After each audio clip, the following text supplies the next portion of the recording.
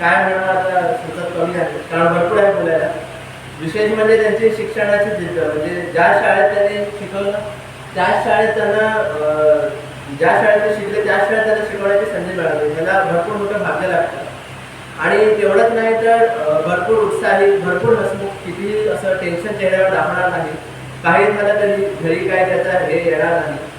आणि विशेष म्हणजे आम्हाला कधी शिक्षणासाठी काही प्रॉब्लेम येऊ नये, काही त्रास होऊ नये म्हणून त्यांनी भरपूर ॲडजस्टमेंट केली. म्हणजे आम्ही आता दोघंही महिलामध्ये शिकत होतो, तर त्यासाठी आम्हाला इथून काही प्रवास करताना वेळ जाऊ नये किंवा शिक्षणासाठी वेळ मिळावा म्हणून त्यांनी इथून रोज अपडाऊन केलं. किंवा आम्ही नंतर मुंबईमध्ये गेलो. आज मी एक IITian झालो आहे. म्हणजे इंजिनिअरिंग क्षेत्रातील सर्वात मोठी जी पदवी आहे ती मी आज घेतली आहे काल. तर त्याचा पूर्ण श्रेय मी माझ्या आई आणि बाबांना देतो.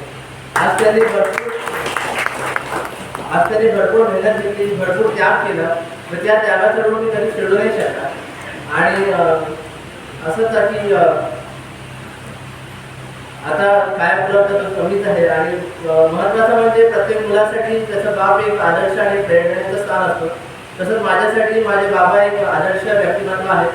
आणि भरपूर उत्साही आणि भरपूर हसमुख चेहरा असल्यामुळे त्यांना तशीच पुढील वाटचालीसाठी भरपूर शुभेच्छा आणि हॅपी रिटायरमेंट.